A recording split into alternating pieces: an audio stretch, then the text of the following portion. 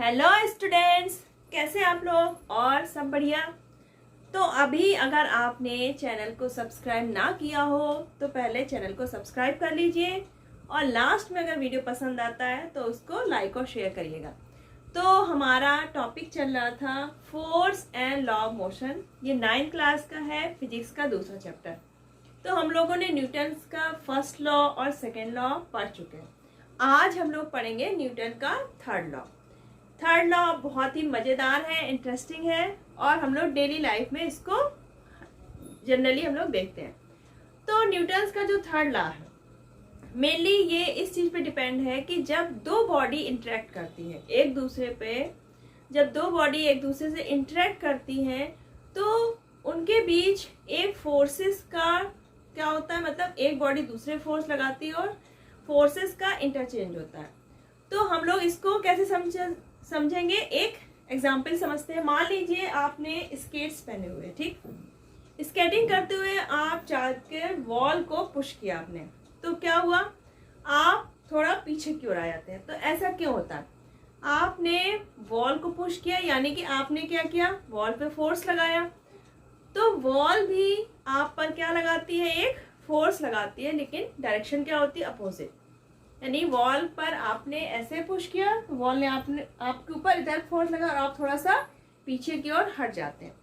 तो यही है आपका न्यूटन्स का थर्ड लॉ कि एक ऑब्जेक्ट बॉडी आप हो गए जो आपने फोर्स लगाया वॉल पर और वॉल ने आप पर लगाया, वो हो गया दूसरा अपोजिट फोर्स जो वॉल ने आप पे लगाया।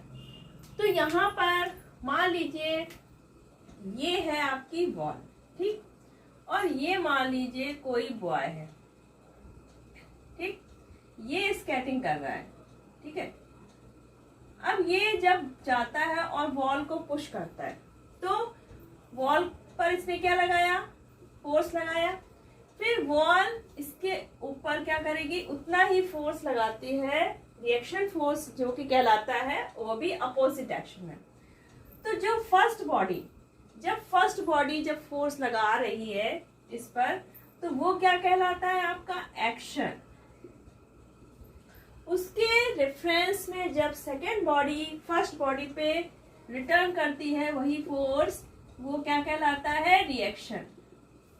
तो ये एक्शन और रिएक्शन फोर्स ये दोनों क्या है, सेम है। क्वांटिटी क्या होगी इनकी, मैग्नीट्यूड क्या होगा, सेम होगा, लेकिन डायरेक्शन क्या होगी, अपोजिट। बॉय ने क्या किया, वॉल पे फोर्स इस डायरेक्शन में लगाया और वॉल ने बॉय पे इस डायरेक्शन में। तो जो एक्शन और रिएक्शन फोर्स है इसका मैग्नीट्यूड क्या होगा, सेम होगा, लेकिन डायरेक्शन अपोजिट होगी। आपका एक्शन और रिएक्शन फोर्स लगते हैं, ये साइमल्टेनियसली लगते हैं, मतलब एक साथ ही, जैसे उसने लगाया तुरंत उस पर लगेगा, ठीक है। तो ये हो गया एक्शन और रिएक्शन फोर्स। तो न्यूटन्स का थर्ड लॉ है कि जब दो बॉडी इंटरेक्ट करती हैं या एक बॉडी दूसरी बॉडी पर फोर्स लगाती है तो दूसरी बॉडी भी उतना ही फोर्स लगाती है फर्स्ट बॉडी पे, लेकिन अपोजिट डायरेक्शन में। This is action reaction force. ये क्या हो गया, एक्शन रिएक्शन। तो एक्शन रिएक्शन फोर्स ही हमारा क्या है, न्यूटन्स का थर्ड लॉ ऑफ मोशन। लेकिन इसमें ये जो दो ऑब्जेक्ट होते हैं अलग अलग, फोर्स तो दोनों में सेम लगता है, लेकिन जो एक्सीलरेशन होता है, एक्सीलरेशन जब प्रोड्यूस होता है दोनों बॉडी में, वो डिफरेंट होता है। वो ऐसा क्यों होता है, अब जो दो बॉडीज हैं तो फोर्स तो दोनों में सेम लग रहा है, ठीक, इक्वल लग रहा है, अपोजिट डायरेक्शन, लेकिन दोनों का मास अलग अलग होता है। वॉल का मास अलग होगा, बॉय का मास अलग होगा, इसलिए मास अलग होने के कारण इनमें जो एक्सेलरेशन प्रोड्यूस होता है वो कम होता है। अब इसका एक एग्जाम्पल है, एक है ये आपकी स्प्रिंग, ठीक, ये रीडिंग हो गई इसकी 0 1 2 3 4 5 6 7, ये यहाँ पर इसका हुक बना हुआ। दूसरी स्प्रिंग है, इसका हुक इधर और ये स्प्रिंग आपकी इधर हो गई।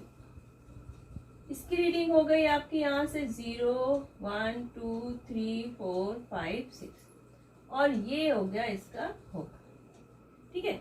ये यहाँ पे हुक से लगी हुई है और ये हमने फिंगर से पकड़ रखी, ठीक है। ये आपकी स्प्रिंग है ए और ये है स्प्रिंग बी, दो स्प्रिंग है ए और बी। अब हमने क्या किया, ए स्प्रिंग को हमने यहाँ पर हुक से फिक्स किया है, दोनों स्प्रिंग को हमने एक दूसरे से ऐसे, ये दूसरा एंड जो हुक है ये फंसा दिया, इसका एक हुक हमने अपनी फिंगर से कर लिया। अब हम इस स्प्रिंग को फिंगर से क्या करते हैं, अपनी तरफ खींचते हैं।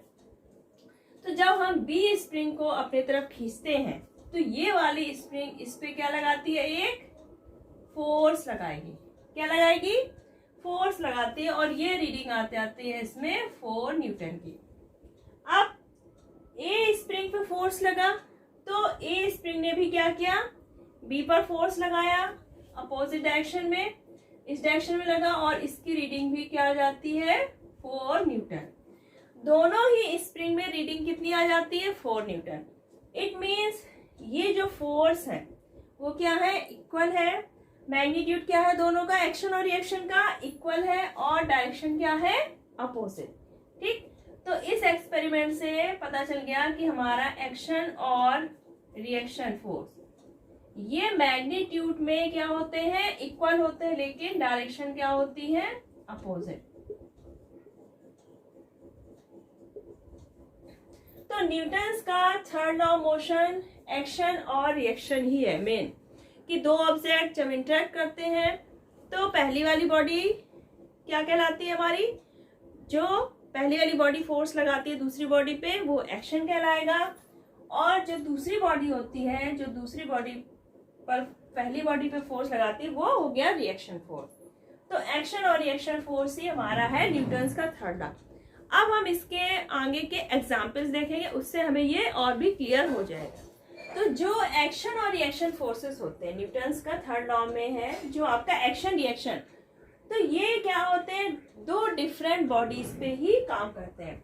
जैसे आपका ये बॉक्स है, बॉक्स ग्राउंड में रखा हुआ है, तो जो बॉक्स का वेट होगा ये क्या लगाएगा ग्राउंड पे, एक एक्शन फोर्स एक्सर्ट करेगा जो डाउनवर्ड डायरेक्शन में होगा। ग्राउंड बॉक्स पे अपवर्ड डायरेक्शन में क्या लगाएगी, रिएक्शन फोर्स, ठीक। बॉक्स का वेट के कारण एक एक्शन फोर्स काम करेगा जो कि ग्राउंड में लगेगा, ग्राउंड उसके रिस्पॉन्स में रिएक्शन फोर्स लगाती है हमारी बॉक्स में अपवर्ड डायरेक्शन में, और ये एक्शन और रिएक्शन फोर्स बैलेंस में बने रहते हैं और इक्वल होते हैं, बैलेंस में होते हैं, और हमारा बॉक्स स्टेबल रखा रहता है। अब आते हैं आपके न्यूटन्स थर्ड लॉ के कुछ एप्लीकेशन। जब हम वॉक करते हैं या स्विमिंग करते हैं, वॉक करते हैं क्या करते हैं, हम अपने फुट से पुश करते हैं ग्राउंड को जब हमने पुश किया बैकवर्ड डायरेक्शन में, हमारा पैर कैसे, मान लीजिए ऐसे, ठीक है, ये है ऐसे, ठीक, ये, तो इस डायरेक्शन में हमने ग्राउंड को क्या किया, पुश किया बैकवर्ड डायरेक्शन में। ग्राउंड ने हमारे पैरों पे एक आगे की तरफ क्या लगाया, रिएक्शन फोर्स, और इस रिएक्शन फोर्स के रिस्पॉन्स में फिर हम क्या कर लेते हैं, आगे की तरफ मूव करते हैं। स्विमिंग में क्या करते हैं हम लोग, वाटर को क्या करते हैं, पुश करते हैं पीछे की तरफ, और वाटर रिएक्शन फोर्स लगाएगा हमारे आगे की तरफ, ताकि हम आगे की तरफ मूव करेंगे फिर। तो ये हो गया एक्शन और रिएक्शन फोर्स जब हम वॉक करते हैं या फिर स्विमिंग करते हैं। Why the gun required?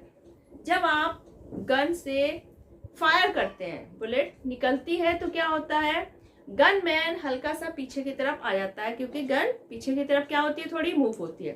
तो ऐसा क्यों होता है, पहले क्या होता है, दोनों भाई रेस्ट में, गन से जब बुलेट निकलती है बहुत तेज स्पीड में निकलती है, तो बुलेट क्या हुई, ये गन है, बुलेट आगे की तरफ निकली, तो जो बुलेट आगे की तरफ जब निकली तो इसमें पीछे की तरफ क्या लगेगा, एक रिएक्शन फोर्स लगेगा, और गन हमारी थोड़ा सा पीछे की तरफ मूव करती है, that is called recoil of the gun. The flying of jet aeroplane and rocket. अब जो आपके रॉकेट्स और एरोप्लेन होते हैं उसमें क्या होता है, बहुत ज्यादा गैस या फ्यूल क्या किया जाता है, बर्न किया जाता है, और उसके लास्ट में एक नोजल होता है जिससे गैसेस बहुत तेज स्पीड से निकलते हैं। अब जब गैस इधर निकलती है क्या बहुत तेज स्पीड से इधर साइड एक फोर्स के साथ, तो एक अपोजिट फोर्स लगता है जो कि रॉकेट ये जेट को ऊपर की तरफ पुश करता है। तो ये एक्शन हो गया और ये ऊपर की तरफ जो फोर्स लगा वो रिएक्शन फोर्स हो गया और हमारे एरोप्लेन या जेट एरोप्लेन रॉकेट्स हमारे ऊपर की तरफ चले जाते हैं। The case of boat and the ship, जो हमारा बोट है, बोट में क्या होता है, बोटमैन ओर से वाटर को पीछे की तरफ क्या करता है, हटाता है, और वाटर आगे की तरफ क्या करेगी, एक रिएक्शन फोर्स लगाएगी बोट पे, तो हमारी बोट आगे की तरफ मूव करती है। शिप में, शिप के पीछे क्या होते हैं, प्रोपेलर्स लगे होते हैं जो वाटर को पीछे की तरफ, शिप में क्या प्रोपेलर्स होंगे, वाटर को पीछे की तरफ करने के लिए फोर्स लगेगा, तो वाटर इक्वल अमाउंट में एक फोर्स लगाएगा अपवर्ड डायरेक्शन में और हमारी शिप आगे की तरफ मूव करती है। हॉर्स पाइप, जो फायर ब्रिगेड की गाड़ियां होती है उसमें जब फायर को बुझाने के लिए क्या करते हैं, एक पाइप होता है जिससे बहुत तेज स्पीड से वाटर निकलता है। तो जब वाटर आगे की तरफ बहुत तेज स्पीड से निकलता है तो क्या होता है, पीछे की तरफ भी वो क्या लगाता है, एक रिएक्शन फोर्स लगाता है। तो जो फायरमैन होता है उस पाइप को बहुत टाइटली पकड़ता है वरना वो छूट जाएगा हाथ से, क्योंकि इसमें काफी तेज प्रेशर रहता है। Case of bullock cart, bullock cart में क्या होता है, बुल या हॉर्स क्या करता है, कार्ट को पुल करता है। तो यहाँ पर कार्ट और बुल दोनों के बीच क्या है, ग्राउंड का फ्रिक्शन फोर्स है। अब कार्ट और ग्राउंड के बीच जो फ्रिक्शन फोर्स लग रहा है तो वो इतना ज्यादा होता है कि पहले नॉर्मल जैसे हॉर्स ने पुल किया तो वो कार्ट को नहीं खींच पाता है, लेकिन जब हॉर्स थोड़ा आगे की तरफ झुककर ग्राउंड में एक ज्यादा फोर्स के साथ आगे की तरफ पुश करता है ग्राउंड को, और वो अगर फोर्स, मान लीजिए ये कार्ट है ठीक, और ये हो गया आपका हॉर्स, ठीक है, ये हो गया हॉर्स, ठीक है। तो जब हॉर्स थोड़ा सा आगे को बेंड होके ग्राउंड में ज्यादा फोर्स लगा के ग्राउंड को पुश करता है, और जब ये फोर्स जो हॉर्स ग्राउंड पे लगा रहा है, ये फोर्स इसके बुलक कार्ट और जो ये जो कार्ट और ग्राउंड के बीच के जो फ्रिक्शन फोर्स है इससे अगर ज्यादा हो जाता है तो हमारी कार्ट क्या हो जाती है, मूव करने लगती है। ये आपके जो एग्जांपल्स थे न्यूटन्स के थर्ड लॉ के एक्शन रिएक्शन, तो यहाँ पे दोनों जो बॉडी हैं जिनके बीच एक्शन और रिएक्शन फोर्स लग रहा है वो क्या है, कांटेक्ट में है, लेकिन एक्शन और रिएक्शन फोर्स उन दो ऑब्जेक्ट के बीच भी काम करता है जिनमें डायरेक्ट कांटेक्ट नहीं होता। जैसा आपका मैग्नेट है, मैग्नेट और आयरन के पीसेस हैं, इनके बीच क्या होगा, कोई कांटेक्ट नहीं होगा लेकिन फिर भी फोर्स लगता है, ठीक। आपका कोई स्टोन है, अर्थ की तरफ फॉल होता है तो अर्थ क्या करती है, स्टोन को अपनी तरफ खींचती है और स्टोन भी अर्थ को अपनी तरफ अट्रैक्ट करता है। तो यहाँ पर कोई कांटेक्ट नहीं है लेकिन फिर भी एक्शन रिएक्शन फोर्स होता है। तो मेनली न्यूटन का जो थर्ड लॉ है ये प्रूव करता है कि जो फोर्सेस होते हैं ऑलवेज पेयर में वर्क करते हैं। जो हमारे फोर्सेस हैं, जो आपका फोर्स है वो हमेशा पेयर में वर्क करते हैं, ठीक। तो ये आपका था न्यूटन का थर्ड लॉ का। तो ये तो हो गए इसके एप्लीकेबल जो एग्जांपल्स है। अब आता है आपका कंजर्वेशन ऑफ मोमेंटम। आपका conservation of momentum, conservation of momentum में क्या है, मोमेंटम हमें पता है, momentum equal to mass into velocity. तो इसको हम लोग समझते हैं, मान लीजिए एक ट्रक है, ठीक, ये रहा आपका ट्रक, इसका वेट है m1, ये रहा ट्रक, और इसकी वेलोसिटी कितनी है u1। एक कार है, इसका मास है m2 और वेलोसिटी है u2, ठीक है। अब हमारा जो ट्रक है u1 वेलोसिटी से जा रहा है। अब इसने क्या किया, कार जो है u2 वेलोसिटी है इसकी, कार को इसने क्या किया, ट्रक ने हिट किया, दोनों क्या हो गए, कोलाइड हो गए, ठीक। ये ट्रक और कार क्या हो गए, कोलाइड हो गए। तो कोलाइड होने के बाद जो तुम्हारा ट्रक है तो वेट तो सेम रहेंगे, लेकिन ट्रक की वेलोसिटी अब क्या हो जाती है v1 और कार की हो जाती है v2, ठीक है। पहले ट्रक की स्पीड u1 थी कोलाइड के बाद v1 हो जाती है और कार की v2 हो जाती है, पहले u2 थी। तो यहाँ पे जब कंजर्वेशन ऑफ मोमेंटम में क्या होता है, जब ट्रक हमारा कार से टकराता है तो कुछ इसकी स्पीड क्या हो जाती है, कम हो जाती है, और कार की स्पीड थोड़ी बढ़ जाती है। यानी कि इसकी स्पीड कम हुई, इसकी बढ़ गई, यानी कि इसका मोमेंटम कम हुआ, इसका मोमेंटम बढ़ गया। यानी कि जो इसके मोमेंटम में कमी हुई और वही इतना ही इसके मोमेंटम में क्या हुआ, इंक्रीमेंट हुआ। तो यानी कि मोमेंटम हमारा खत्म नहीं होता, ना तो ये क्रिएट कर सकते हैं ना ही डिस्ट्रॉय। ये सिर्फ क्या होता है, एक ऑब्जेक्ट से दूसरे ऑब्जेक्ट में ट्रांसफर होगा। मोमेंटम क्या करते हैं, तो जो मोमेंटम है ना तो वो क्रिएट कर सकते हैं ना ही डिस्ट्रॉय कर सकते हैं। ये सिर्फ क्या होगा, ट्रांसफर होगा। तो अभी आपकी कार की क्या हो गई, वेलोसिटी भी चेंज हो गई, मोमेंटम भी चेंज हुआ। अब हमारा जो फोर्स लगा कार पे, जब ये ट्रक ने मारा धक्का तो क्या हुआ, कार में कुछ फोर्स लगा हुआ। तो जब फोर्स लगा तो कार का एक्सीलरेशन कितना हो जाएगा, मास इसका m2 है, ये हो गया a2, ये रहा आपका कार का एक्सीलरेशन। ठीक, a2 कितना हो जाएगा, फाइनल वेलोसिटी कितनी हो गई इसकी v2, पहले u2 थी, और t टाइम तक माना फोर्स लगा हुआ है। ठीक, t टाइम तक जब फोर्स लगता है तो कार की जो एक्सीलरेशन है वो कितना हो जाता है, m2 v2 minus u2 upon t। ठीक, अब जो हमारा फोर्स होगा, कार पर फोर्स होगा, वो कितना हो जाएगा, F1। जो पहला फोर्स किस पे लगा, कार पे, तो ये क्या होगा, फोर्स F1 होगा, एक्शन फोर्स होगा। तो कार पे फोर्स कितना लगा, यहाँ पर सिर्फ एक्सीलरेशन आएगा, मास नहीं आएगा। ठीक, m2 इंटू a2, यानी कि m2 और v2 minus u2 upon t। तो ये हो गया हमारा एक्शन फोर्स जो ट्रक लगाता है कार पे। अब जो हमारा कार लगाएगी रिएक्शन फोर्स किस पे लगाएगी, ट्रक पे, वो कितना होगा, m1 and a1। m1 truck का वेट हो गया, a1 कितना हो जाएगा, हमारी ट्रक की स्पीड कितनी होती है बाद में, v1। ठीक है, v1 माइनस पहले कितनी थी, u1 अपॉन t। ये हो गया रिएक्शन फोर्स जो कार ने लगाया ट्रक पे। अब एक्शन और रिएक्शन फोर्स हमारे क्या होते हैं, इक्वल होते हैं, लेकिन डायरेक्शन क्या होती है, अपोजिट होती है। F1 एक्शन फोर्स और F2 दोनों क्या होंगे, इक्वल, लेकिन एक्शन फोर्स और रिएक्शन फोर्स इक्वल होंगे मैग्नीट्यूड, लेकिन डायरेक्शन क्या होती है इसकी, अपोजिट होती है। तो ये आ गया माइनस साइन।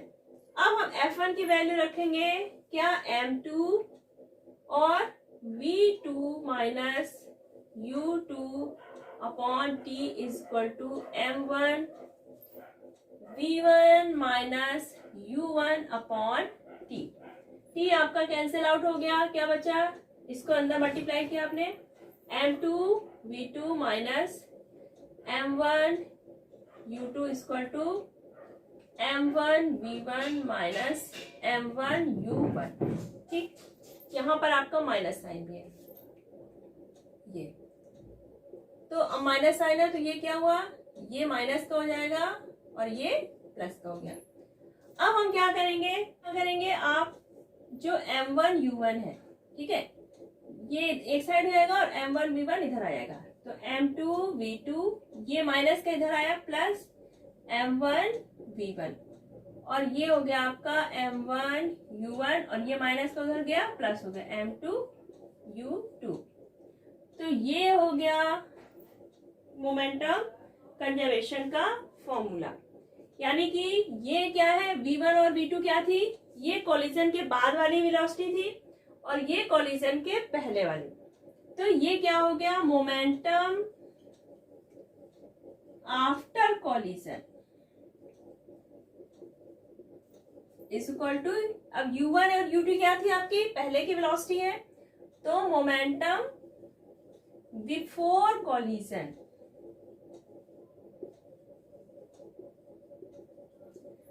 तो मोमेंटम आपका कोलिजन के पहले और कोलिजन के बाद ये क्या है आपका सेम है, यानी कि ये क्या है कंजर्व है, मोमेंटम हमारा क्या है कंजर्व है। तो ये फॉर्मूला आपका यूज होगा न्यूमेरिकल्स में कंजर्वेशन ऑफ मोमेंटम। यहाँ पे कोलिजन के बाद का और कोलिजन के पहले का मोमेंटम क्या है कंजर्व है। और आपको टोटल भी लिखना है, total momentum after collision and total momentum before collision, क्योंकि यहाँ पर दोनों ऑब्जेक्ट का है इसलिए हम लोग टोटल लिखेंगे, total momentum after collision and total momentum before collision. आपका application of law of conservation of momentum, जो हमारा लॉ है कंजर्वेशन ऑफ मोमेंटम का, इसका एप्लीकेशन कहाँ होता है, आपका जो जेट प्लेन्स होते हैं, क्या होते हैं जेट एरोप्लेन्स, और जो आपके रॉकेट्स होते हैं उसमें क्या होता है बैक साइड में एक नोजल्स होते हैं जहां से बहुत हाई स्पीड में वार्म गैसेस निकलती हैं। उनका मास बहुत कम होता है लेकिन जो गैसेस होती है उसकी वेलोसिटी क्या होती है बहुत ज्यादा होती है, तो उसका मोमेंटम क्या होता है बहुत ज्यादा होता है। उस हाई मोमेंटम को बैलेंस करने के लिए रॉकेट क्या होता है ऊपर की ओर जाता है, क्योंकि उतना ही अपोजिट डायरेक्शन में क्या लगेगा मोमेंटम, और रॉकेट का मास ज्यादा होने के कारण भी वो ऊपर की तरफ चला जाता है। तो ये हमारा कंजर्वेशन ऑफ मोमेंटम पर ही वर्क करता है। अब आता है आपका जैसे रिकॉइल ऑफ गन, गन का वेट ज्यादा होता है, जो बुलेट है वो गन के कंपेयर में क्या है काफी लाइट वेट है, लेकिन जब गन से बुलेट बाहर आती है तो क्या होती है उसकी स्पीड बहुत ज्यादा होती है, स्पीड बहुत ज्यादा होती है, मास उसका भले ही कम हो लेकिन स्पीड क्या होती है बहुत ज्यादा होती है, और इसका मोमेंटम क्या होता है बहुत ज्यादा हाई होता है। तो इस मोमेंटम को बैलेंस करने के लिए गन हमारी क्या होती है थोड़ा पीछे की तरफ मूव करती है, इसका वेट मास ज्यादा होता है इसलिए इसमें जो वेलोसिटी है वो कम होती है। तो जो आपका ये क्या है मोमेंटम बुलेट का और ये गन का, तो स्टार्टिंग में क्या है आपकी गन और बुलेट दोनों ही क्या होती है रेस्ट में। जब हमारी बुलेट फायर होती है तो जो बुलेट का फायर है मोमेंटम है और जो आपका किसका गन का मोमेंटम है, ये दोनों क्या होते हैं कंजर्व रहते हैं। तो हमारी जो रिक्वायर ऑफ गन है ये किस पे वर्क करेगा कंजर्वेशन ऑफ मोमेंटम पे। m1 u1 ये आपकी हो गई बुलेट की स्पीड, या फिर आप गन की कह लीजिए, और m2 v2 क्या हो गई बुलेट की, यानी कि mass of gun into velocity या रिक्वायर्ड वेलोसिटी ऑफ गन किसके इक्वल होगी mass of bullet into velocity of bullet, यानी कि दोनों का जो कंजर्वेशन है मोमेंटम का वो क्या होगा इक्वल होगा, मोमेंटम दोनों का इक्वल होगा जब आपकी गन रिक्वायर होती है, जब बुलेट फायर होगी। तो इस फॉर्मूले के बेस पे आपको आगे न्यूमेरिकल्स अभी मिलेंगे। तो चलिए हम लोग अब न्यूमेरिकल करते हैं। मेन आपका कंजर्वेशन ऑफ मोमेंटम के बेस पे ही क्या होंगे इसके न्यूमेरिकल्स होंगे। एक क्वेश्चन है आपकी जो बुलेट है उसका मास है 10 ग्राम, ठीक, वो फायर्ड होती है किसी स्पीड से 300 मीटर पर सेकंड से।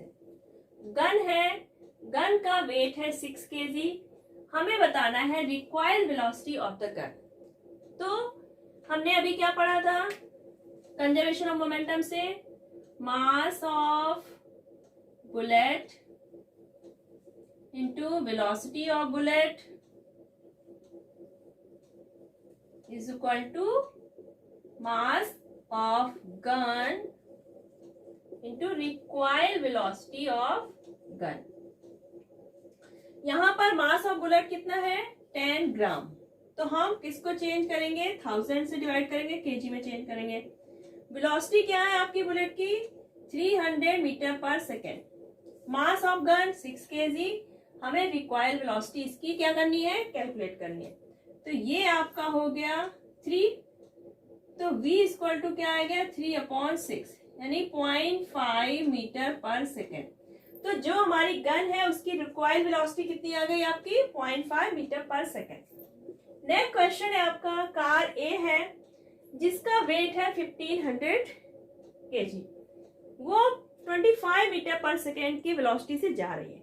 दूसरी कार है बी, इसका वेट है आपका 1000 kg, ये मूव कर रही है 15 मीटर पर सेकेंड से।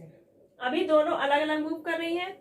जब ये कोलाइड होती है तब कार ए की स्पीड चेंज हो जाती है, कितनी 20 हो जाती है, और हमें कार बी की निकालनी है स्पीड आफ्टर कोलिजन। तो हमें पता है momentum before collision is equal to momentum after collision. ठीक, कोलिजन के पहले मोमेंटम बराबर होता है कोलिजन के बाद वाले मोमेंटम के। तो पहले वाला कोलिजन के पहले मोमेंटम क्या हो जाएगा, m1 कार ए का वेट और कार जो ए है उसकी पहले वेलोसिटी प्लस कार बी का वेट और इसकी जो पहले वाली वेलोसिटी है। ठीक, ये प्लस हो गए। आफ्टर कोलिजन के बाद कार ए का वेट और जो वेलोसिटी चेंज हुई है plus M B into V B. तो हमें यहाँ पे क्या निकालना है, कार बी की वेलोसिटी आफ्टर कोलिजन। हम वैल्यू पुट करेंगे। मास आपका कितना है 1500 इंटू 25 प्लस इसका क्या है 1000, ये कितनी है 15 इक्वल टू कार का ए का वेट 1500 इंटू बी कितनी हो गई, चेंज हो गई अब 20 हो गई है, प्लस एम बी कितनी है 1000 और वी बी।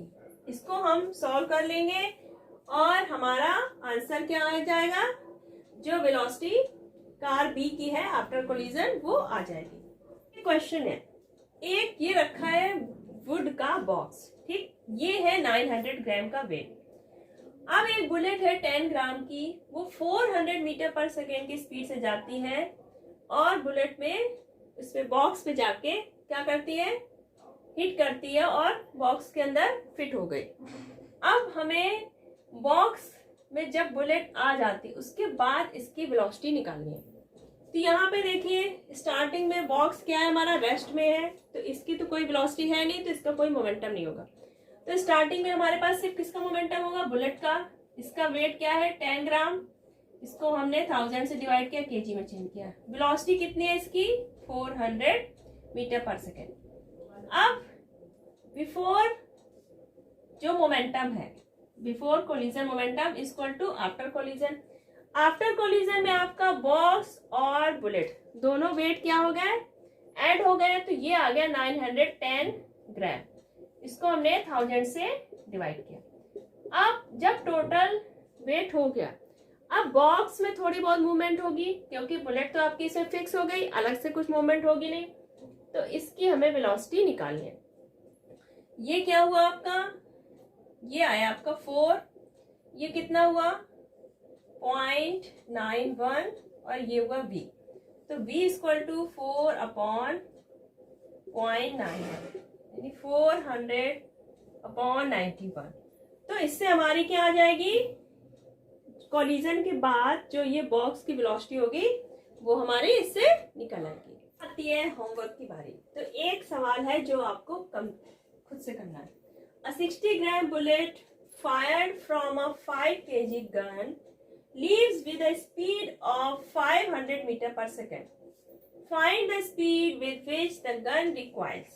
कोई गन है 5 kg की, उससे एक बुलेट फायर होती है, 60 ग्राम की वेट है और 500 मीटर पर सेकेंड से वो फायर होती है। तो आपको गन जिस स्पीड से रिक्वायर होती है वो बताना है। तो आई थिंक बहुत इजीली हो जाएगा क्योंकि सारे इसी टाइप के न्यूमेरिकल्स आप अभी कर चुके हैं। तो अगर आज का वीडियो आपको पसंद आया हो तो इसको ज़्यादा से ज़्यादा लाइक करिए, शेयर करिए। तब तक अपना ख्याल रखिएगा। Bye bye.